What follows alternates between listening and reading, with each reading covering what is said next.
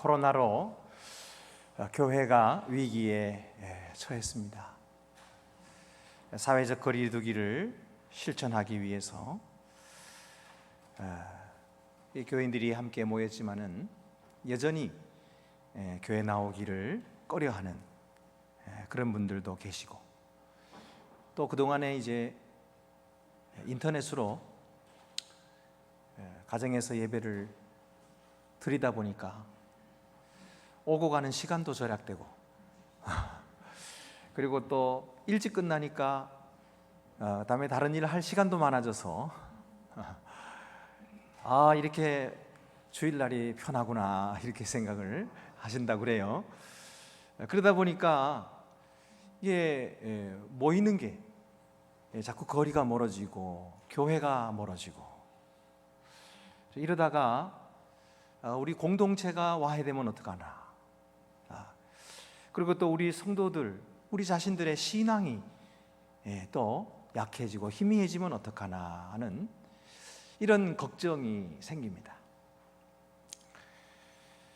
여러분, 그러면 어떻게 할까요? 이대로 두고 볼 수는 없습니다. 주님께서 피로 값주신 교회이기 때문에, 주님이 음부의 권세가 너희를 이기지 못하리라 하신 그 권세를 주신 교회이기 때문에 우리는 결코 우리의 신앙도 교회 공동체도 포기할 수 없습니다. 그러면 어떻게 하면 좋겠습니까? 그렇다고 해서 인간적인 염려와 걱정을 가지고 인간적인 수단 방법을 다 동원해서 친교하게 하고 모이게 하고 또 그렇게 예배드리게 하고 이렇게 해서 될까요? 그렇게 해서 교회가 다시 세워지고 다시 새로워질 수 있을까요? 아닙니다. 교회는 사람의 것이 아니기 때문입니다. 교회는 하나님의 것이요, 교회의 머리는 우리 주 예수 그리스도요, 교회는 하나님의 집이기 때문이에요. 그래서 우리는 하나님의 뜻을 구해야 돼요. 그 뜻에 순종해야 돼요. 오늘 또다시 하나님의 말씀에 귀를 기울이고, 그리고 그 뜻을 깊이 새겨서 우리가 그 뜻대로 성령의 인도를 따라 순종하여 나갈 때에 교회의 주인 되신 하나님께서 교회를 새롭게 하시고 다시 세워주실 줄로 믿습니다. 코로나 위기는 교회를 새롭게 할 수 있는 좋은 기회입니다. 위기라고 하는 것이 위험한 기회다, 그렇게 많이들 해석을 합니다. 기존에 있었던 우리가 의존했던 일들, 그런 일들이 사실은 더 이상 기댈 수도 없고 쓸데도 없는 그런 일들이 되어버렸습니다. 이제는 주님만 의지할 수밖에 없어요. 그렇기 때문에 코로나가 교회의 기회가 된 것입니다. 이 시기에 우리가 교회의 본질을 회복하고 교회답게 새로워질 수 있는 그런 서로의 기회로 삼아야 되겠어요. 그러니까 지금까지 그럼 우리가 하던 거를 다 그만두고 그리고 내다버리고 그렇게 해야 됩니까? 그런 것은 아닌 것 같아요. 예수님께서 이 세상에 복음을 가지고 오셨을 때에 예수님은 구약에 있었던 율법을 다 폐기하러 오셨다고 하지 않았었어요. 우리가 오늘 읽은 본문에 바로 뒤에 보면은 마태복음 5장 17절에 예수님이 이렇게 말씀하십니다. 내가 율법이나 선지자를 폐하러 온 줄로 생각하지 말라. 폐하러 온 것이 아니고 완전하게 하려 함이라. 우리 예수님은 복음을 가지고 오셔서 그 예수 그리스도의 십자가 사랑으로 구약의 모든 율법을 완성시키러 오셨다, 그렇게 말씀하셨어요. 구약의 율법을 폐기하러 오신 것이 아니에요. 구약의 율법도 하나님이 주신 거예요. 이것도 다 귀한 것입니다. 물론 이 율법이 사람을 구원하지 못해요. 율법은 그저 사람의 삶의 기준, 이것을 이야기할 뿐이에요. 그러니까 그 율법 앞에서 모두가 다 아유 나는 모자라구나 하는 생각을 가질 수밖에 없어요. 그것이 율법이에요. 그러나 예수 그리스도는 그러한 우리들을, 율법으로 말미암아 죄를 깨닫게 된 우리들을 십자가의 은혜로 구원하시는 것이죠. 그래서 하나님의 거룩한 자녀로 삼아주신 거예요.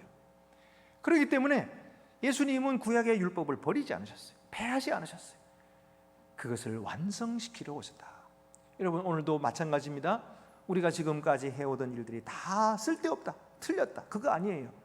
지금까지 해오던 일이 있다면 우리가 혹시라도 그것을 습관적으로 하진 않은가, 아무 생각 없이 하나님의 뜻을 생각지 않고 그저 이제까지 해왔으니까 우리는 잘 섬겨왔다 그러면서 그냥 가면은 안 된다. 그게 아니고 왜 그 일을 시작했는가, 그 본래 의도가 무엇이었는가, 그것을 잘 다시 생각하고 하나님의 뜻을 찾아서 새롭게 하고 그리고 또 새롭게 개혁해 나가는, 그럴 때에 교회가 바로 세워지는 것입니다. 그러면 오늘 우리가 생각할 것은 교회를 다시 세우기 위하여 우리 교회의 본질과 사명이 무엇인가, 교회의 목적과 사명, 이것이 무엇인가를 함께 생각하려고 합니다. 첫째는 교회의 목적은 이 땅에 하나님의 나라를 건설하는 것입니다. 교회의 목적은 이 땅에 하나님의 나라를 건설하는 거예요. 하나님의 나라는 원래 하늘에 있었어요. 하나님께서 통치하시는, 온 우주를 통치하시는. 그런데 이 세상에는 하나님의 나라가 없었어요. 이 세상은 죄로 물들었고 아담과 하와 이후로 모든 인간이 타락해서 하나님을 섬기지 않았어요. 그래서 이 세상에는 하나님의 나라가 없었지만 예수 그리스도께서 하나님의 나라를 가지고 오셨어요. 너희에게 하나님의 나라가 임하였다 라고 말씀하시는 그 순간부터 이 땅에 하나님의 나라가 이루어지기 시작한 거예요. 아버지의 뜻이 하늘에서 이루어진 것 같이 땅에서도 이루어지이다. 이렇게 시작된 이 하나님의 나라, 그것이 바로 교회를 통해서 성장해 가고 있는 거예요. 그리고 이 나라는 영원한 나라입니다. 마지막 주님이 다시 오시는 그날에 완성되어서 영원한 하나님의 나라로 들어가게 될 거예요. 그러므로 여러분, 우리 교회의 목적은 바로 이 땅에 하나님의 나라를 건설하는 것인 줄을 믿으시기를 바랍니다. 여러분, 그런데 이 하나님 나라를 건설하기 위해서 가장 중요한 것이 뭐냐면 진정성이에요. 교회는 교회됨에 있는 것이지 크기에 있는 것이 아니에요. 많은 사람들이 크기를 보고 크면 교회가 훌륭하다, 작으면 교회가 별로 시시하다, 이렇게 생각을 하기가 쉬워요. 그러나 이것은 세상적인 관점이에요. 하나님의 관점에서는 크기는 아무 문제가 되지 않습니다. 중요한 것은 본질을 가지고 있는 교회냐 하는 거예요. 예수님께서도 하늘나라를 겨자씨에 비유하셨어요. 겨자씨는 많은 씨들보다 가장 작은 씨로 돼 그것이 자라 큰 나무가 되고 그리고 많은 새들이 와서 깃들이느니라. 이것이 천국이라고 말씀했어요. 여러분, 하나님의 나라는 크기에 있는 것이 아니고 본질에 있는 줄로 믿으시기 바랍니다. 이 하나님의 나라는 하나님의 생명, 이것이 있느냐 하는 것이 중요한 거예요. 여러분, 오늘도 우리가 그리스도인들입니다. 우리가 교회를 잘 다니고 있어요. 우리 모두가 다 하나님의 자녀인 줄로 믿습니다. 그러나 혹시 그냥 교회만 왔다 갔다 하고 형식적으로 그러는 성도가 있어서는 안 돼요. 여러분, 우리가 하나님의 자녀인가, 너희가 그리스도 안에 있는지 너희 스스로 시험하고 너희 스스로 확증하라. 그렇지 않으면 너희가 버리운 자니라 그랬어요. 여러분, 우리 스스로가 내 안에 성령께서 거하시는, 정말 내가 하나님과 관계가 있는 그런 존재인가 하는 것을 다시 한번 봐야 돼요.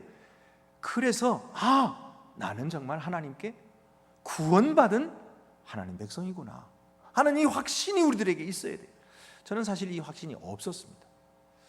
저는 어려서부터 우리 아버지가 장로님이시고 우리 어머니가 권사님이셨어요. 그래서 저는 어려서부터 교회를 다니니까 교회 다니면서 찬송 잘 불렀고 기도도 이제 따라해서 기도하는 법도 배웠고 뭐 유창하게 뭐 이렇게 시키면은 잘하고 그랬어요. 그래서 저는 그렇게 해서 구원받는 줄 알았어요. 그런데 제자 훈련을 갔거든요. 2박 3일 제자 훈련인데요, 하나님 앞에 한번 서보라 그러는 거예요.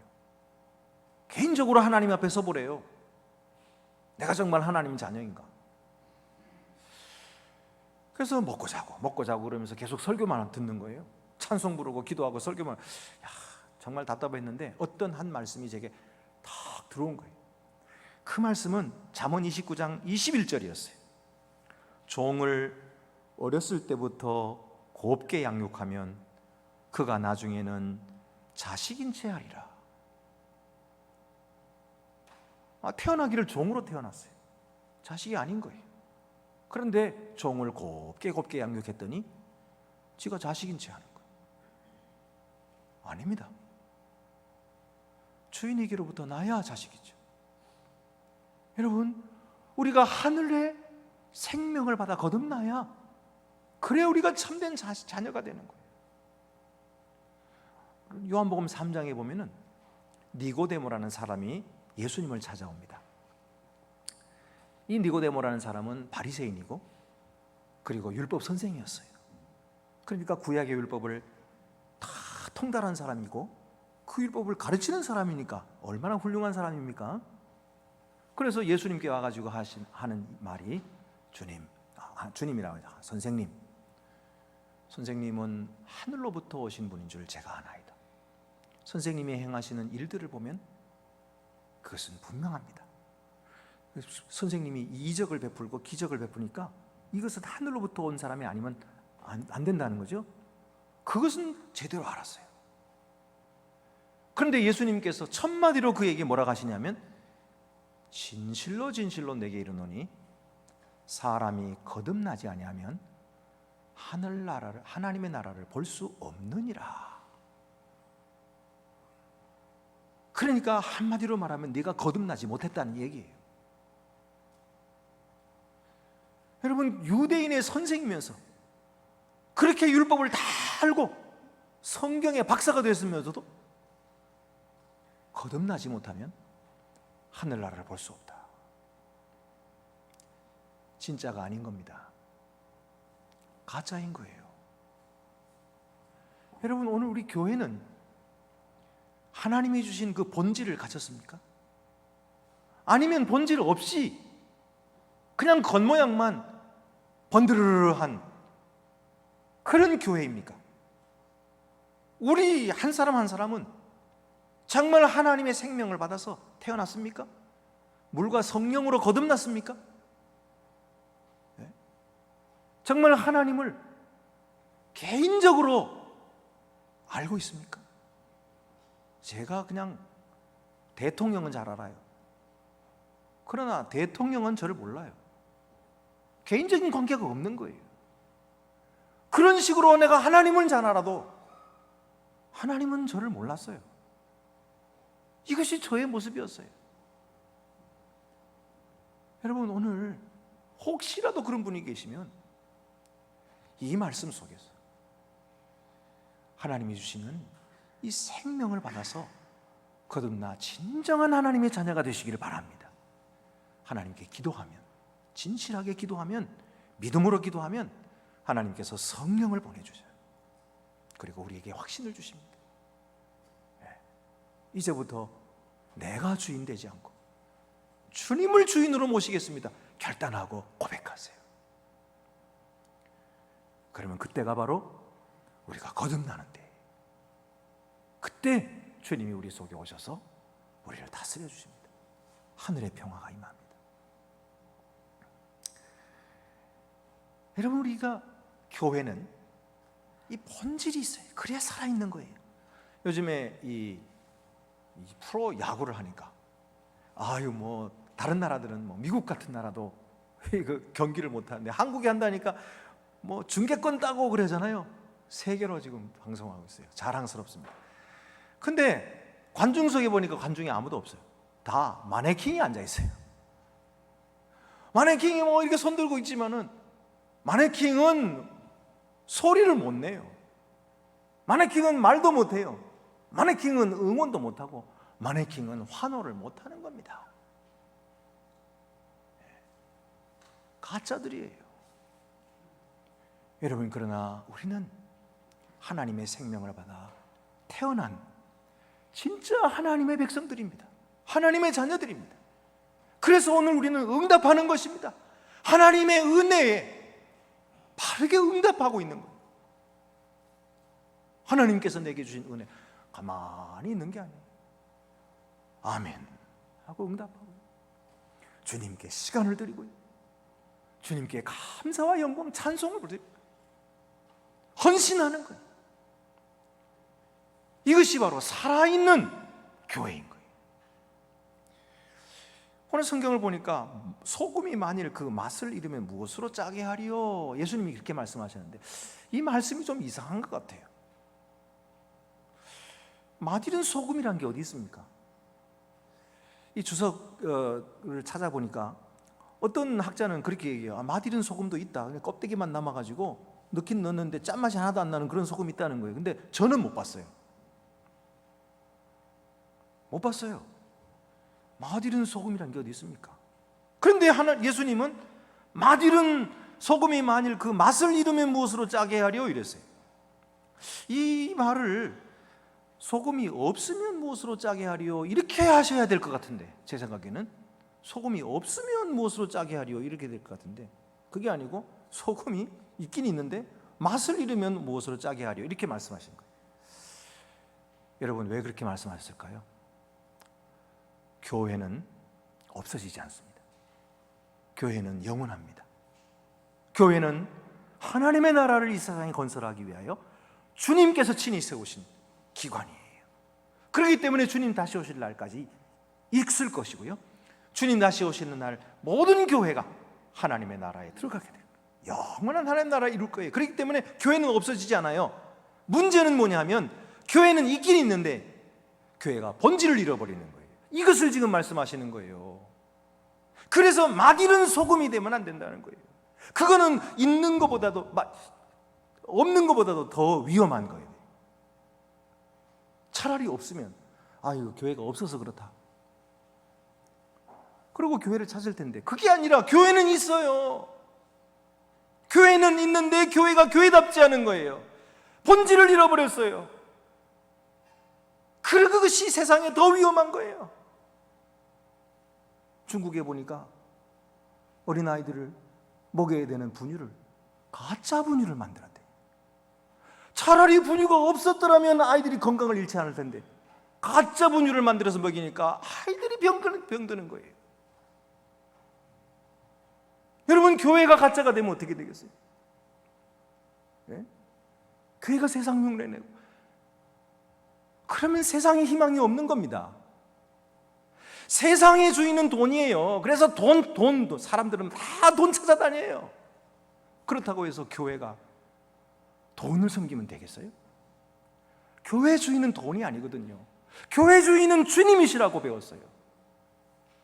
그런데 교회가 주님을 주인으로 모시지 않고 돈 쫓아다니고 돈 자랑하고 돈을 힘으로 삼고 돈을 의지한다면 그것은 교회가 아닌 거예요. 겉모양만 교회지. 그런 교회 때문에 세상에 희망이 없는 거예요. 세상이 단식하는 거예요. 세상이 병들어가고 있는 거예요. 세상이 쉴 곳을 찾지 못해요. 어디 가서도 위로를 받지 못해요. 여러분, 교회의 본질을 지켜야 돼요. 너희는 세상의 소금이라. 소금이 만일 그 맛을 잃으면 무엇으로 짜게 하리? 다만 밖에 버리고 사람에게 밟힐 뿐이니라.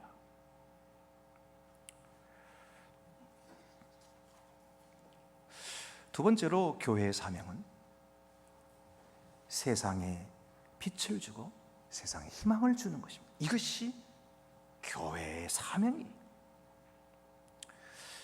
오늘 14절 15절 말씀 보면 너희는 세상의 빛이라.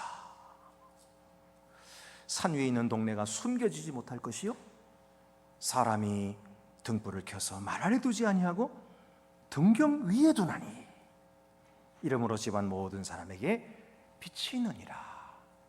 교회는 세상의 빛입니다. 그래서 하나님께서 그것을 말이라고 하는 것은 뛰어다니는 말이 아니고 한 대, 두 대, 한 말, 두 말 하는 그 대박을 말하는 거예요. 그 말 아래다가 숨겨두지 않는다.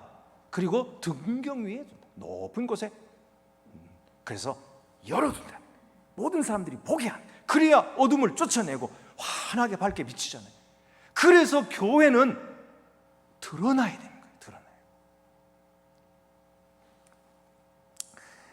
안동교회를 하나님께서 어디에 두셨습니까? 대한민국의 수도 서울에 한복판에 두셨어요. 왜 다른 곳에 두시지 않으시고 여기에 두셨을까요? 그것은 하나님께서 안동교회를 특별히 사용하시려는 목적이 있으시기 때문이에요. 여러분 믿으십니까? 목적이 있으신 거예요. 하나님께서 등경 위에 두신 거예요. 그래서 세상 사람들이 쉽게 볼 수 있도록, 바로 보고 희망을 얻을 수 있도록 하기 위해서 하나님께서 여기에 두신 것입니다.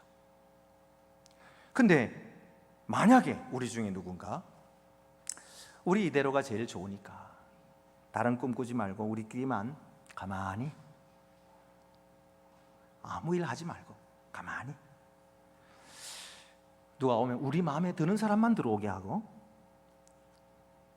우리 모습 이대로 그냥 다음 세대도 또 와서 하고 요거 이대로가 제일 좋아.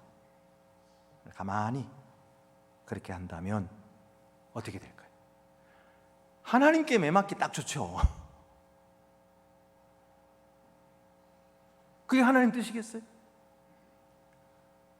등불을 켜서 등잔 위에 높이 들어서 비추게 하시려고 하는데 우리가 숨어서 조용히 가만히. 그런데 참 다행인 것은 우리 교회는 한 사람도 이런 분이 없어요.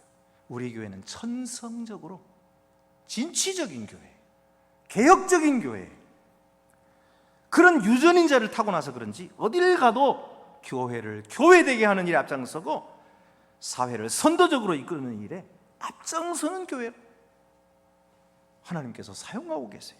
지난주에 우리 서울노회를 했거든요. 우리 교회가 명성 세습 반대 총회 헌의안을 냈어요. 1시간이 넘도록 반대하고 못하게 하는 거예요. 그런데 결국은 마지막 표결을 했는데요, 찬성 397표, 반대 117표로 압도적으로 우리가 통과했어요. 여러분, 우리 장로님들이 애 많이 썼어요. 우리 목사님들이 애 많이 썼어요. 각 교회마다 애 많이 썼어요. 이것으로 다 된 건 아니에요. 아직도 갈 길은 멉니다. 그러나 하나님께 감사드립니다. 하나님께서 우리 교회를 사용하셔서 이렇게 이런 일을 앞장서서 하게 하셨습니다. 하나님은 교회를 세상을 밝히기 위해 만드셨어요. 교회 안에서만 신자가 아니라 밖에서 비추는 빛이 되어야 됩니다. 세상에 나가서 믿음의 빛을 비춥시다. 세상에서 사랑의 빛을 비추고 자비의 빛을 비춥시다. 그럴 때에 하나님께서 기뻐하십니다. 빛의 사명은 문을 여는 데 있어요. 열어야 돼요. 교회 문도 열고 구원의 문도 열리게 될 줄로 믿습니다. 우리가 마음의 문도 열면은 대화의 문도 열리게 될 줄 믿습니다. 이 여는 것이 얼마나 중요한지 몰라요. Openness is power. 개방성이 힘이다. 연약함을 솔직하게 인정하고 열어보세요. 그러면 나누어지게 되고 소통하게 되고 그럴 때 힘이 생기는 거예요. 두려워서 숨고 감추고 그러면 점점 더 약해져요. 열고, 왜? 하나님이 함께 하시는데 뭘 걱정해요? 우리가 부족한데 하나님이 다 위로해 주시고 하나님이 우리를 위해서 싸우시는데 뭐가 걱정이에요? 있는 모습 그대로 저는 부족합니다. 그러나 주님의 능력이 크십니다. 그리고 하나님께 내놓고 회개하고, 그럴 때 힘이 생기는 거예요. 그럴 때 교회가 일어서 살아나는 것입니다. 얼마 전에 이태원발 코로나가 온 나라를 얼어붙게 만들었어요. 왜 그랬습니까? 숨겼기 때문이에요. 자기 신분을 숨기고 어디 갔는지를 숨기고 거짓말하고. 그러니까 방역당국이 그 많은 인원들, 그 물자들을 다 허비하게 만든 거예요. 그리고 국민들을 위험에 빠뜨린 거예요. 여러분, 성경은 죄의 속성이 바로 어둠이다, 숨기는 것이다, 감추는 것이다, 이렇게 말씀하고 있어요. 에덴 동산에서 아담과 하와가 선악과를 따먹고 범죄를 했거든요. 그랬더니 어떻게 했어요? 하나님 앞에 나가지 못하고요, 나무 뒤에 숨었어요. 하나님께서 아담아, 네가 어디 있느냐? 네. 여러분, 이것이 죄의 속성이에요. 마귀는요, 어둠의 자식이에요. 어둠. 그래서 언제나 그 어둠 속에서 활동을 해요. 그래서 우리는 하나님께서 빛으로 삼으신 거예요. 어둠을 밝게 비추어라, 드러내라. 그리하면 밝은 세상 하나님께서 만들어 주십니다. 그래서 세상을 구원하는 거예요. 우리가 힘이 있어서가 아니에요. 하나님께서 그런 사명을 주신 거예요. 너희가 세상에 비추어라. 그래서 우리를 높이 들어놓으신 거예요. 그래서 너희는 세상에 빛이라. 산 위에 있는 동네가 숨기우지 못할 것이다 그랬죠. 여러분, 이스라엘 가보신 분들은 아실 거예요. 동네들이 다 산 꼭대기에 있어요. 지난번에 제가 말씀드린 것처럼 물이 산 위에서 나니까. 그래서 거기 동네가 있는데 밤중이 되면 훤하게 다 비치는 거예요. 누가 봐도 다 발. 하나님이 우리를 높이 드시는 거예요. 열어야 됩니다. 열어야 돼요. 노버트 괴츠라고 하는 사람이 Paradox of Openness, 개방의 역설이라는 책을 썼는데, 거기서 그는 파워, 이 힘, 권력, 이 파워의 두 측면에 대해서 말합니다. 개인의 구성은 어떻게 보느냐에 따라서 두 가지로 파워가 사용될 수 있다는 거예요. 첫 번째는 개인을 기존의 위계 질서를 유지하기 위해서 조종되고 조직되는 파워의 대상으로 보는 거예요. 네, 이것이 폐쇄적인 사고죠. 근데 두 번째는 개인을 뭘로 보냐면 자원으로 여겨서 이상을 실현하는 과정에 개입될 수 있는 그런 존재로 보게 됩니다. 그럼 어떻게 되냐면 파워의 대행자들이 되는 거예요. 그래서 이 개방성이 모두를 살리게 된다는 거예요. 그런 내용이에요, 책에. 여러분, 그 방탄소년단을 아시죠? 방탄소년단이 전 세계적으로 이렇게 인기를 누리고 있는 이유가 뭔지 아십니까? 아미들 때문이에요. 아미는 방탄소년단의 팬그룹이죠. 근데 방탄소년단이요, 무명 시절부터 그들은 뭐 했냐면은 자기들 일거수일투족을 다 비디오로 찍어가지고 공개를 하는 거예요. 그러니까 사람들이 그걸 보고 야, 이 사람들 재밌다. 그래서 거기에 개입되는 거예요. 그래서 함께 하는 거예요. 자기들도 거기에 함께 하니까 그들의 성공이 곧 자기의 성공인 거예요. 그래서 뭐 새로운 곡이 나오면은 그걸 가지고 유튜브에서 막 보고 시청하고 좋아요, 시청수가 막 급증하는 거예요. 그러니까 세계에서도 많이 알려지게 되고, 그래서 전 세계적인 흥행을 이룬 거예요. 여러분, openness is power. 열면은 힘이 되는 거예요. 우리 각 개인 한 사람 한 사람은 하나님이 주신 귀한 존재들인 거예요. 네? 다스림의 대상이 아니에요. 통제할 대상이 아니에요. 우리 각자에게 성령께서 은사를 주셨어요. 독특한 은사를 주셨어요. 그래서 교회에 유익을 주기 위해서 이 하나님의 말씀에 순종하면요, 교회는 살아날 수밖에 없어요. 다시 부흥하지 않을 수가 없는 거예요. 너희는 세상의 빛이라. 산 위에 있는 동네가 숨기우지 못할 것이라. 등불을 켜서 말 아래 두지 아니하고 등경 위에 두나니 이로써 모든 사람에게 비치느니라. 비치는 것, 이것이 교회의 사명인 줄로 믿습니다. 그러면 세상에 비추는 빛이 무엇입니까? 착한 행실이라고 말씀했어요. 16절에 이같이 너희 빛이 사람 앞에 비치게 하여 그들로 너희 착한 행실을 보고 하늘에 계신 너희 아버지께 영광을 돌리게 하라. 너희 빛을 보고, 그 말이 무슨 말이에요? 너희의 착한 행실을 보고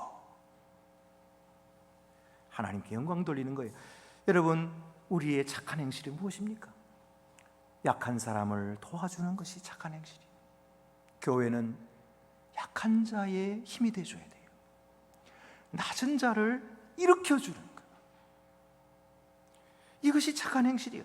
외로운 자의 친구가 되어주고 가난한 자를 먹여주는, 바로 예수님께서 이 세상에 오셔서 행하신 그 일, 그것이 바로 착한 행실이에요. 이것이 하나님의 뜻인 것입니다. 그 뜻을 이루기 위하여 함께 힘을 모으고 함께 기도하고 격려하고 손을 잡고 나아가는, 이것이 바로 교회의 사명인 줄로 믿습니다. 교회의 사명은 결국 하나님의 영광을 드러내는 것입니다. 16절에 이같이 너희 빛이 사람 앞에 비치게 하여 그들로 너희 착한 행실을 보고 하늘에 계신 너희 아버지께 영광을 돌리게 하라. 교회는 삼위일체 하나님께 영광을 돌리는 것이지 내가 잘했다고 내가 영광 받는 것이 아닙니다. 우리는 스스로를 자랑하기보다 주님의 은혜를 자랑해야 됩니다. 목사님, 내가 약하고 맨날 병들었는데 뭘 자랑해요? 여러분, 예수님의 십자가는 자랑할 것이 없습니까? 힘없이 십자가에 매달려 죽으셨으니까 자랑할 것이 없습니까? 아니에요. 주님의 고난이 있었기 때문에 영광이 있는 거예요. 오늘 우리의 고난과 오늘 우리의 부족함과 오늘 우리의 모자람, 못난 것, 이것 때문에 우리가 겸손해지고, 이것 때문에 주님을 찾고, 이것 때문에 주님 앞에 나왔고, 이것으로 인하여 오히려 우리가 하나님의 자녀가 되었어요. 그러니 이것을 자랑해야 되지 않겠습니까? 그래야 하나님께 영광이 되죠. 내 공부 잘한 거 자랑하고 좋은 학교 나온 거 자랑하면 하나님께 무슨 영광이 되겠어요? 나는 부족하지만 하나님이 불쌍히 여겨주셨어. 제가 오늘 여기까지 왔어요. 오늘 제 몸을 보세요. 벌써 죽었어야 할 몸인데 여기 있는, 이것이 바로 하나님 살아계신 증거예요. 여러분, 증인이 되시기를 바랍니다. 하나님께 영광 돌리시기를 바랍니다. 이것이 교회의 목적이요, 이것이 교회의 사명이에요. 우리는 부족해도 하나님이 위대하십니다. 우리는 모자라도 하나님이 우리를 사랑하세요. 그래서 오늘도 우리는 소망 중에 하나님을 기다리고 있고 하나님을 찬양하며 믿음으로 나아가는 것입니다. 교회의 본질을 지킵시다. 교회의 사명을 수행합시다. 너희는 세상의 소금이라, 너희는 세상의 빛이라 하셨습니다. 하나님의 영광을 위해서 살아가는 저와 여러분, 하나님께서 권능으로 함께 하시고 그 전능하신 하나님의 능력으로, 그 주권으로 우리를 사랑해 주시고 인도하여 줄 줄로 믿습니다. 기도드리시겠습니다. 은혜로우신 하나님 아버지, 우리는 연약하고 부족합니다. 그러나 하나님께서 우리를 너희는 세상의 소금이라 하셨고, 소금이 그 맛을 잃으면 무엇으로 짜게 하겠느냐고 말씀하시고, 세상에 너희가 꼭 필요하다고 말씀해 주시니 주여 감사합니다. 우리가 하나님께 그렇게 소중한 존재인 줄을 몰랐습니다. 그러나 하나님의 사랑으로 우리를 빛으로 삼아주시고 세상의 빛이라고 높은 곳에 세워주셔서 감사합니다. 부족하지만 주님의 영광 위해서 헌신하고 충성하는 우리 성도들과 우리 안동교회가 되게 하여 주시옵소서. 우리 주 예수 그리스도의 이름으로 기도드리옵나이다. 아멘.